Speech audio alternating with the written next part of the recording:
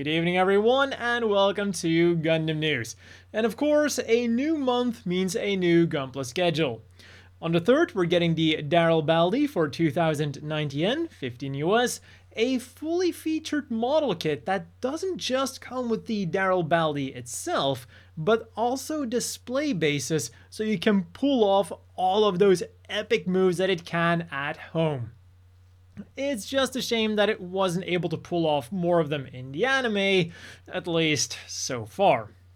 And on the 10th, we're getting another machine that I'm also looking forward to seeing in action more in the anime, the high-grade Demi-Trainer. Retailing for 1,320 yen, 10 US, it can be built as either the regular version or the deployed version, which I'm guessing is the dueling version, because in order to win a duel, you have to destroy the opponent's antenna. And the included accessories are a stick, a submachine gun, and a shield.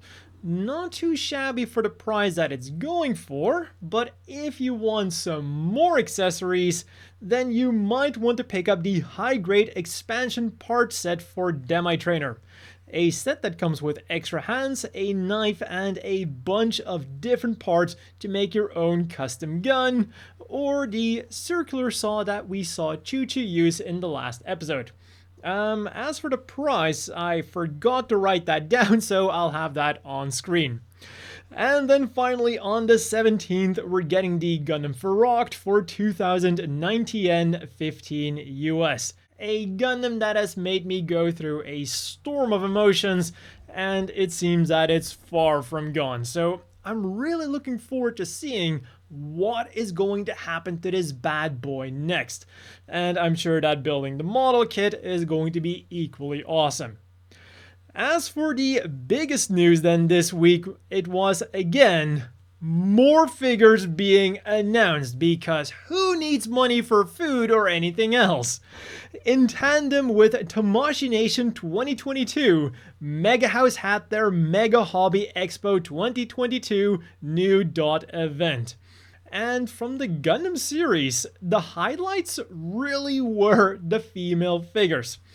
Because not only did they show off the completed prototype of Mir's bunny-style figure in all of its thick glory, but they also announced 3 new Gundam Girls Generation figures. First up, we had the Lunamaria Hawk swimsuit version figure, and she had a prototype ready to go, so we already get a good idea of what the figure is going to be like, with Lunamaria being midway undressing and getting ready to take a dive. More information will be coming soon, and who knows, maybe we'll also get Mayrin to go along with her sister. The couple that we'll definitely be getting then is Suletta and Miorine, although we don't know anything else about them right now, other than the fact that we are going to be getting them as Gundam Girls Generation figures. And if crazy chicks are more your thing, Mega House decided that for this event, they'll do a resale of the Raw DX Katagina Loose, which, to be honest, sounds kind of random to me because there are so many old Mega House figures that I think would be way more popular that could be resold instead.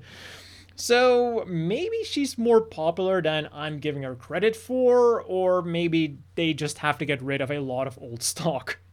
But whatever the case might be, we're moving on to the Gundam Military Generation, where it was announced that Kukuru's the one will be joining the lineup. But as with the Suletta and Miorine Gundam Girls Generation figures, this is all that we know so far. And finally then, they had a big display of the Mobile Suit Nyandem project. And outside of the Mega Hobby event, we had pre-orders go live for the Robot Spirits Goof Fly Type version anime.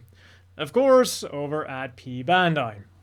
8,800 yen, 64 US, will get you this chunky, semi-failed flyboy that comes complete with its signature triple 35mm Gatling gun, giant 75mm Gatling gun, because that is the perfect weapon for when you want your mobile suit to fly, heat sword, effect parts, and even a container backpack that is not for the goof, but for the Easy 8, because sharing is caring. And the other announced figure is the Ultimate Luminous RX-93FF new Gundam Premium Gachapon that you can currently only gacha over at the life-size version, but there are plans to have it appear all across Japan at a later date. And now, what makes this gachapon a premium gachapon is that it goes for 1,500 yen, 11 US, and unlike the previous Ultimate Luminous gachapons, both the figure and the lighting set are in one gachapon. In fact, unlike basically any other gachapon that I've seen so far, there's only one gachapon that you can get. There are no color variants. And since we're on the topic of the life-sized RX-93FF, that thing will be getting a very fin-funnel-inspired Christmas tree on December the 4th, which is also when the Winter Illumination 22-23 starts. And staying with the gachapons, the MS Mechanical Bust 02, which is the Exia, has been announced to be releasing in March. And we also got to see the different sets that we can get, which are, as to be expected, the same as with the new Gundam. There is a regular armor set, a clear armor set, and the light up set with some extra details. And they go for 500 yen for US a spin.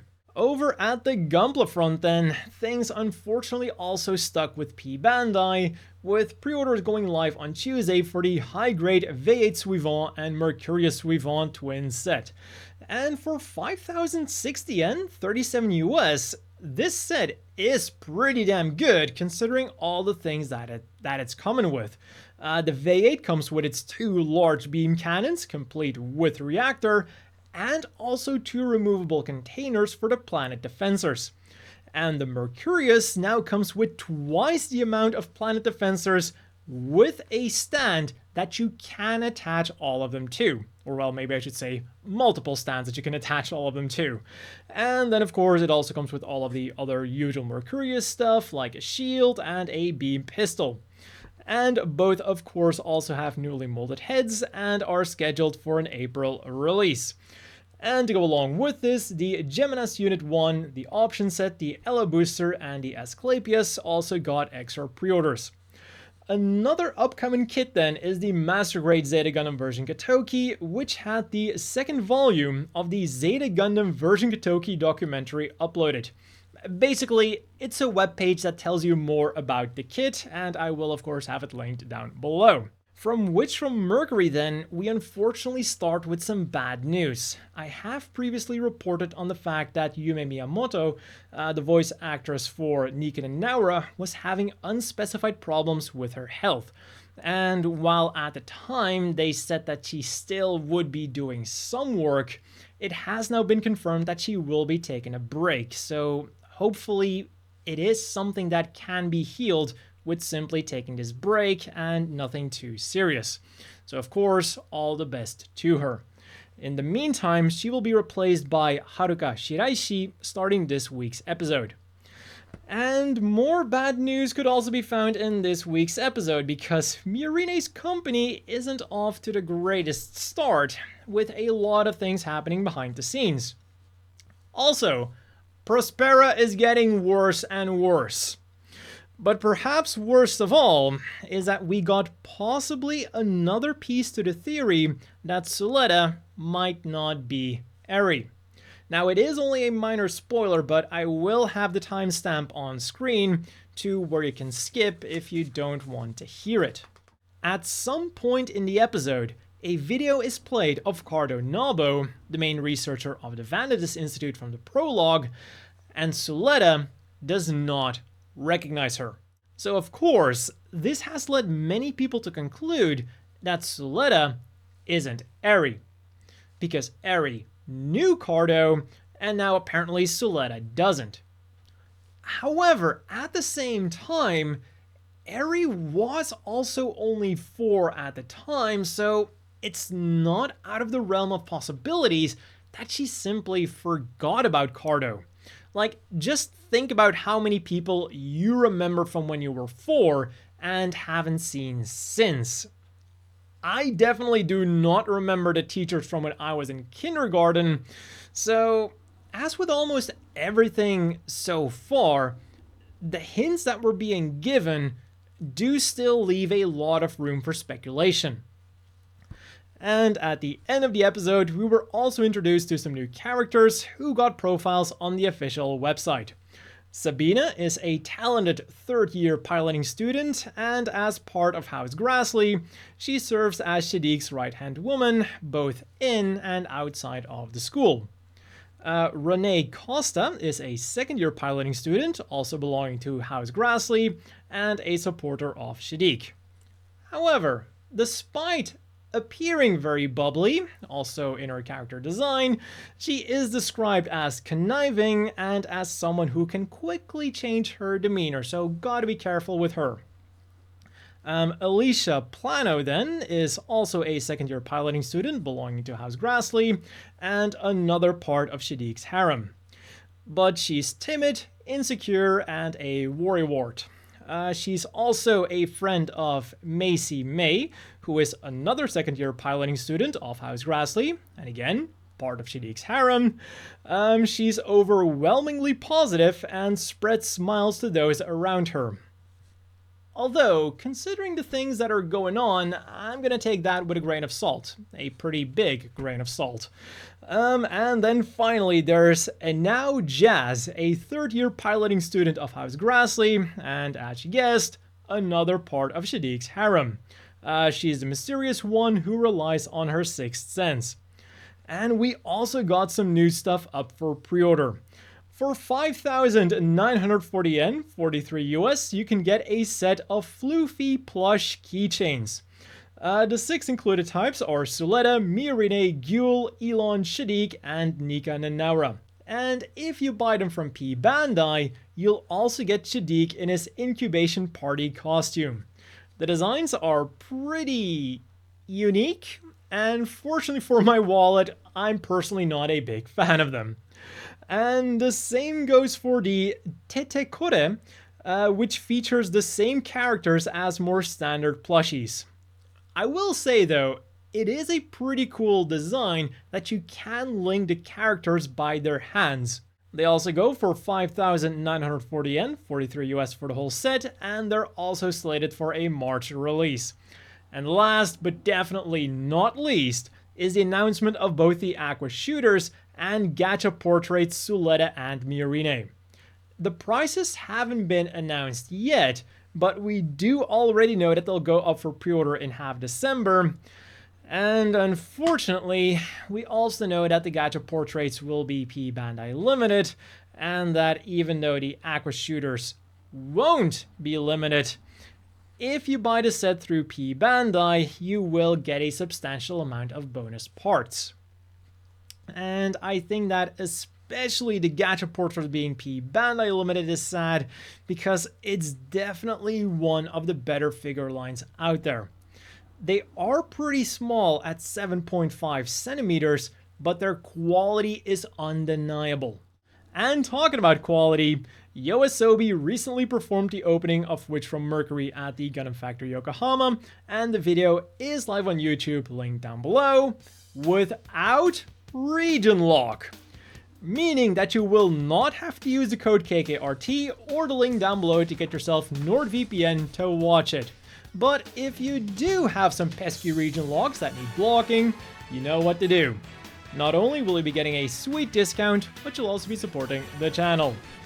In the gaming news then, in Gundam Battle Operation 2, the Gazome gunner type and Gustav Karl have joined the fight, and the Merry Christmas event went live. In Gundam Breaker Mobile, there was the Full Armored Double Zeta Gundam, Demon Lord Satan Gundam multi-mission event, and Roar of the Strongest Mobile Suit scenario battles. UC Engage got the Crossbone X1 and Kincaid now, the Victory Gundam got Transcendence, and there are a bunch of special events and promotions to celebrate the game's first anniversary. And if card games are more your thing, then the 4th season of Gundam Arsenal Base started with a focus on Char's Counterattack, G Gundam, and Witch from Mercury. And I gotta say, These are some of the best designed cards that I've seen in a long time. I especially like what they did with the Gundam Lafrith reaching out, Quest standing in front of a mirror, with Gigi being the reflection, and the evil version of Riddy turning his back on his earlier self, Banagher and Minerva. Even if you don't care about the game, these cards are a great addition to any Gundam fan's collection. And then finally, Gundam Evolution 2nd Season launched. In addition to the stuff that I talked about last week, like the new Gundam, it features unit balancing, a better matchmaking balance, custom matches, only on the PC version so far, a timeout function to temporarily pause the match during custom gameplay sessions. This feature can be turned off. There is a coach function, and you'll be able to change your name. Also only on the PC version so far. And at the same time, owners of an Xbox Series X, Series S, Xbone, PlayStation 4, or PlayStation 5 could finally also enjoy the game. And in other news, in Suginami, various flags have been hoisted to celebrate Gundam's history, Kukuruzawan's Island got a set of line stamps, and the Gundam Seed Eclipse website got updated with a variety of character and mobile suit profiles.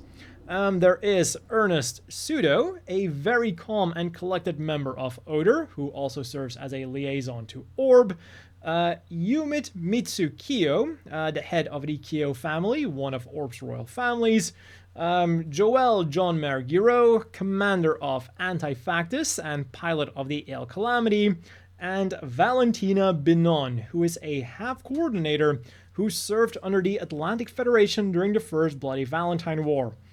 She excels at hand-to-hand combat, which most likely influenced the design of her personal machine, the Jin Gladiator, a machine that focuses mostly on close combat and breaking through enemy fortifications. As for the Ale Calamity then, this thing was originally planned as a semi-mass production unit for ASUS, but handling it proved so difficult that even ASUS were having difficulties piloting it. As a result, production was postponed.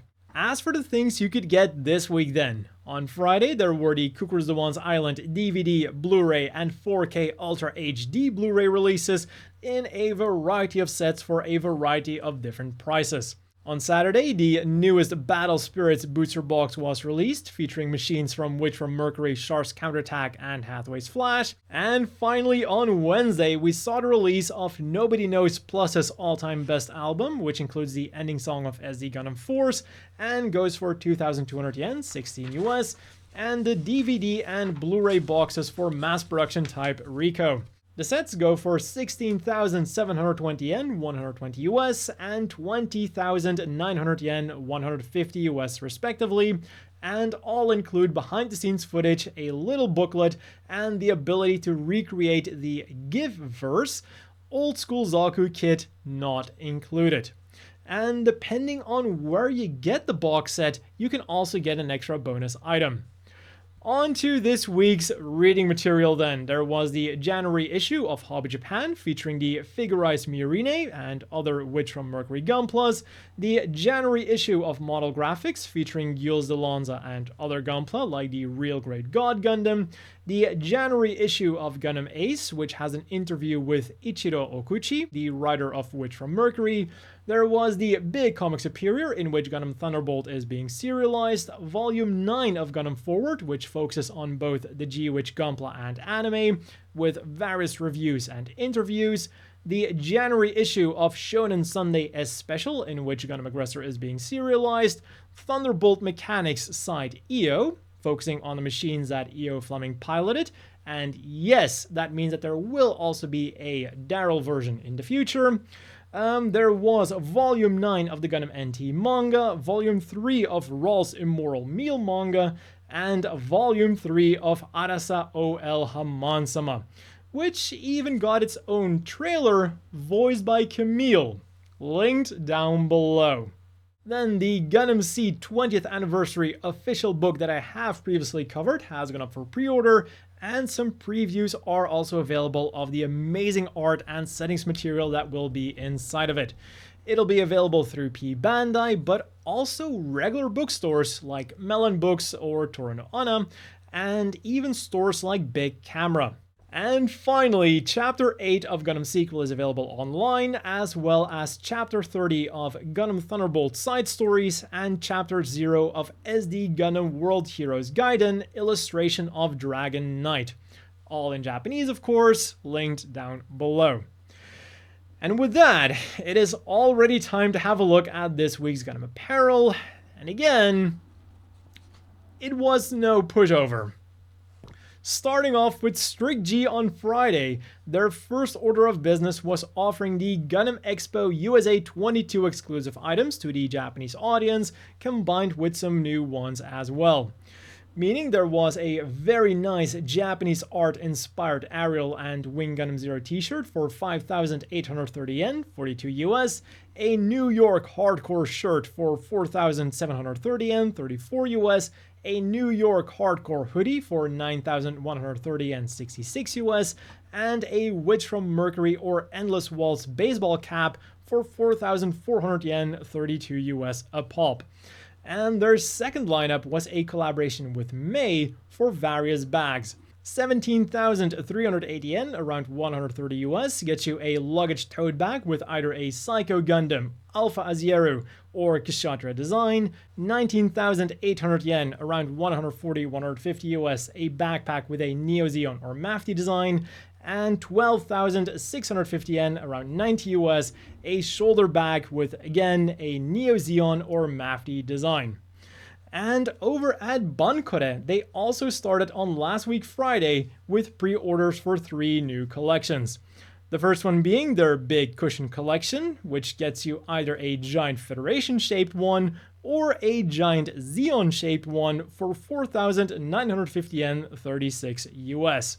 Then in the same 2 themes, we have some working gloves for 1,738 yen a pair, 13 US. And then the third thing is a Char business bag for 7,480 yen, 54 US.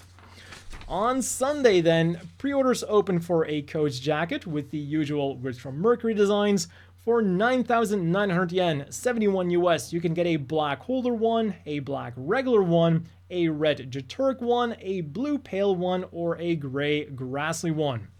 Then on Monday, we got a UC Engage collection. Not immediately something I was expecting, but you can get a t-shirt with the Engage Gundam, Engage Zero, Ball Boy, or Zack Pod for 3,850 yen, 28 US, a Zack Pod and Ball Boy tote bag for 2,200 yen, 16 US, a tapestry for 3,300 yen, 24 US, and an acrylic stand for 2,530 yen, 18 US. Next up then on Wednesday, we got 3 more collections, with the first one being the Gundam Series Support Line Light t-shirt collection. Meaning that for 3,520 yen, 25 US, you can get a red shirt with Char saying, "In war, you must think 2 or 3 moves ahead of the enemy," a blue one with Amuro saying, "You're underestimating New Gundam," or a white one with Gigi saying, "Do it, they're fakes." And all of the Bankore items that I've mentioned so far are slated for a January release. Then there's some very floofy jackets for 29,700 yen, 113 US, in either a blue Amuro theme or black Char theme. And then there's a reversible jacket for the same price, but with either a standard Zeon or Char theme. And you can store all these items in the Southern Cross Corps inspired Tan Zeon Army container, a foldable storage box that goes for 7,150 yen, 52 US, holds about 50 liters, and is set for a March release. And then finally today, we got 3 collections slated for a January release. The New Gundam collection featuring a jacket for 17,600 yen, 129 US, a hoodie for 8,250 yen, 60 US, a tote bag for 3,960 yen, 29 US, and a cap for 4,070 yen, 30 US. Then there was an addition to the Slegger and Norris Ibushi collection, a tie for 4,400 yen, 32 US, and finally the Mobile Suit Gundam Denim Jacket collection, which has a standard Zeon model and a Char Asimov model for 13,200 yen a pop, 97 US, and no, unfortunately there is no Slender, Denim, or Jean version. Really missing out here. So, moving on to this week's ongoing Gundam poll. With the console release of Gundam Evolution, Gundam.info wants to know which mobile suit we're looking forward to playing as the most. And the leading option is by far the most obvious one. The new Gundam with 203 votes. Because of course. Not only is it just one of the most popular Gundams, period, but it's also the newest playable mobile suit in the game. Like, the only surprising thing here is that it isn't winning by a larger margin. Because in second place, we have the Sazabi with 103 votes, which is actually being threatened by the Mahiru with 89 votes so far. I never would have expected this thing to be so popular. It is even beating the Barbs, who only has 70 votes. So really, anything could still happen for second place. So if you want to cast your vote, I'll of course have that link down below as well. And that has been all for this week's Gundam News. As always, a big thank you to the Patreon supporters. I hope everyone watching has a great evening, and I'll see you all next week with more Gundam News.